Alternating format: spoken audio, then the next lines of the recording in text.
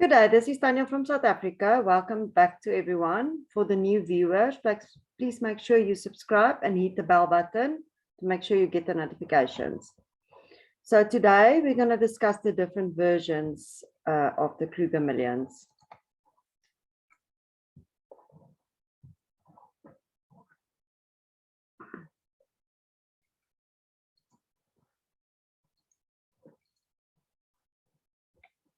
Okay.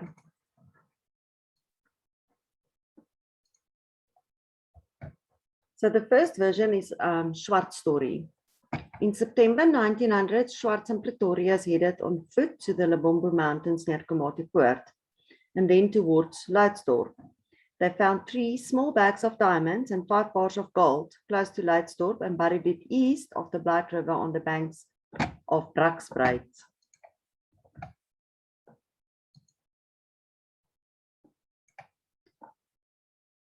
Holsthuizen story. 29 September 1905, whilst in Kimberley prison for stealing a horse and a carriage, Holsthuizen came forward claiming he knew where the Kruger millions was buried. He said that he, one other person, Pretorius, which was a veld cornet, Schwartz was part of the team to bury the Kruger millions. He claimed that he was arrested while on his way to retrieve the treasure. He stated that the treasure was 50 kilometers north of the Black River and north of Leidsdorp. The conclusion was made later on that Holsthuizen got frightened of the Schwartz death sentence and only told the story to try and get himself out of prison. The Boer leader story. On 27 October 1915, a meeting was called by the English leaders to investigate the disappearance of the gold. What was interesting about this meeting is the witnesses that appeared. All the former Boer leaders. They stated the gold disappeared between Machadodorp and the Mozambican border and was buried on a farm between Sabie and Watervalboven. Duquesne story. So Duquesne grew up in Nylstroom, in the northern Transvaal and was sent to England to study. He returned home when the Boer War started under Roosevelt's commando. He was captured by the English for a while and returned home, negotiating that he will supply the English with intelligence in return for his freedom. Once home, he was terrified by the death of his family members during the war and swore wrath against the perpetrators. He ended up in America, where he lived the rest of his life. Many rumors of him being the world's most brilliant spy in history. In his years as a writer for local papers, the story popped up that he was involved in burying the Kruger millions and claimed his fellow headsmen got greedy once they realized they were escorting gold bars and intended to steal the hoard for themselves. A bloody battle arose, and as a result, only Duquesne and a guy or two was left and hid the millions in a cave close to Ermelo. The London article, Holsthuizen, second version. In 1923, a young man came forward claiming he knew where the Kruger millions was.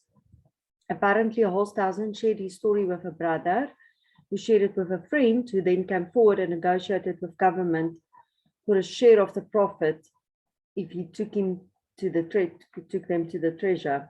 He claimed the treasure was heading to Petersburg using the Lydenburg Road.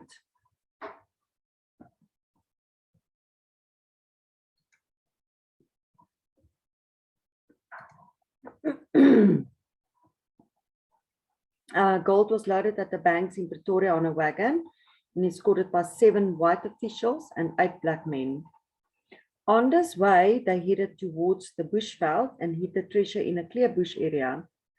The black men was all killed after the job was done to prevent leakage of information. According to Holsthuizen, everyone else died during the war and only he was left with the story. Willem Morgan story, also called Hasie, due to being always hasty to get the English during the Boer War. He used to tell a bedtime story to his grandchildren that as part of the team to hide the millions, they used horse wagons to carry the treasure to a certain tree in the Black River area. It was then left there for another person whom he did not know to move the treasure to its final destination. He also told of a train wagon load of gold that was hidden in a cave in the area, and the entrance was closed with rocks. Paul Prinsloo Jr. story. Paul Prinsloo was also closely befriended with Nicholas van Rensburg, the Boer prophet. Besides the visions of Sinner that the treasure will be found once the Boers reign again and used to rebuild the country, it also seemed Paul had a few clues where the treasure was hid. He stated in a document that Boer regiments, accompanied by black men, went to predetermined places, usually at a tree where holes was dug for the gold to be buried in. Directly after the job was done, the black man was killed to prevent leakage of information.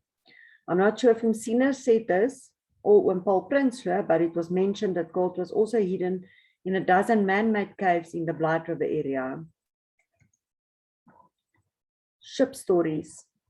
As so many worldwide treasure hunters already explored this series, and no real clues exist for this, I'm not going to explore the ship version. Because it was predicted that the gold will be found and 2/3 of the clues lead to South African soil, I strongly believe that the treasure lies buried in South African soil or caves. The tea carrier stories.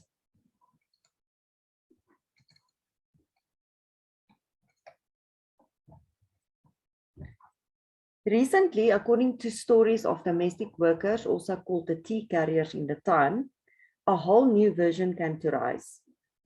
The story goes like this. The dairy farmers, who mainly consisted of Boer leaders and also called the big bosses, was pre-instructed to collect a portion of the treasure at the banks next to the railway stations.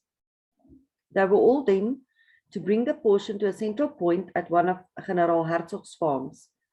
From there, it was divided and hidden in different areas, including Bronkhorstspruit, Witbank, Barberton, Ermelo, and the Kruger Park. However, I do have specific details of hiding areas. I will not be discussing this in this video. Please make sure to watch future videos as we are narrowing this down. I will only mention that the biggest portion of the treasure ended up in the Kruger Park, close to Uncle Paul's favorite hunting place, according to the tea carriers. Visionary stories. As mentioned in my first video, my great-grandfather had a vision of the treasure's location at the border of the Kruger Park towards the inland of South Africa. After some exploration, they found some pieces of clay pots where supposedly some mints was carried in.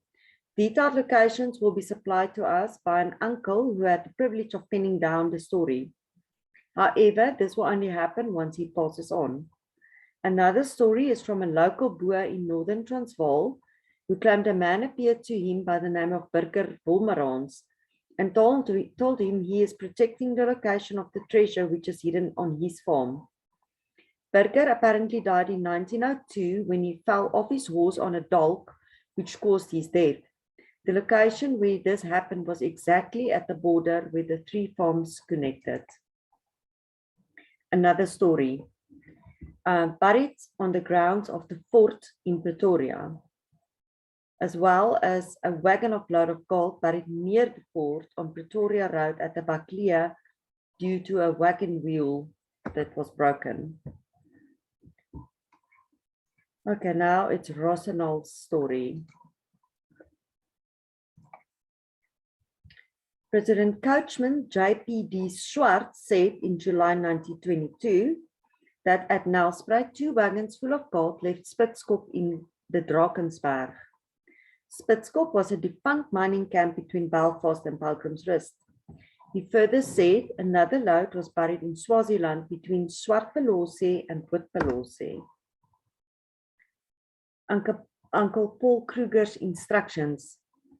Apparently, Uncle Paul instructed that if the war was lost, the remaining gold should be hidden at Devil's Knuckles near Pilgrim's Rest.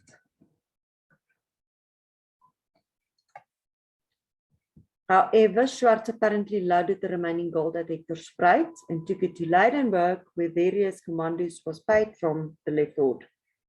My guess is this refers to the specific money that was kept to pay government officials. The Veldpond story. Many confusion arise between the Kruger ponds and the Veldponds. According to a film made about the Kruger millions, the Cavaliers, who was Dutch commandos and also used for intelligence operations, was handed a bunch of gold to mint some coins, the Veldponds, to use for medicine and weapons during the war. The story goes that many of the ponds was thrown off a cliff in the potholes of the Blight River at the tourist destination for Borg's Luck potholes. A total of approximately 986 Veldponds was made. Some was used to buy medicine and weapons, but many was lost due to attempted theft and got thrown off the cliff. Lastly, my version. Just enough gold and coins was loaded to pay the government officials. Bearing in mind that some more was about to be loaded at Middelburg coming from other mines. The big hoard was sent to Petersburg by train where the new parliament was seated. However, it never reached Petersburg, as the word spreads that a small English commando was already waiting in Petersburg. Hence, the treasure was offloaded before Petersburg and hidden close to Mokopane.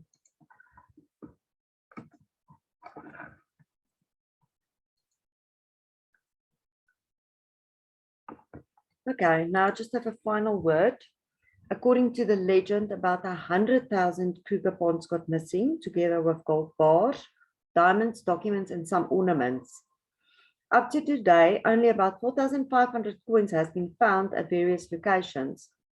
One of the locations includes a Swiss vault recently, where about 1,000 Kruger ponds was found. One needs to remember that the Kruger pond was the currency at the time of the war, and many rich farmers also owned Kruger ponds. Many farmers hid their own treasure when the English headed for their farms and families. Paul Kruger surely had to make a living where he was heading, and most certainly took some coins with him as well. No one will ever know what the real quantity was that got missing. I just want to give a special thanks to Adrian Snyman and Mr. Masila for sharing valuable information with me that will finally help us to put this puzzle together. However, the time is not ready to find the treasure yet. Groundwork needs to be done. Please feel free to share your bedtime story or any information you might have in the comments below. I also invite any interested people to contact me so we can put our heads together. Thank you for watching. Until the next video.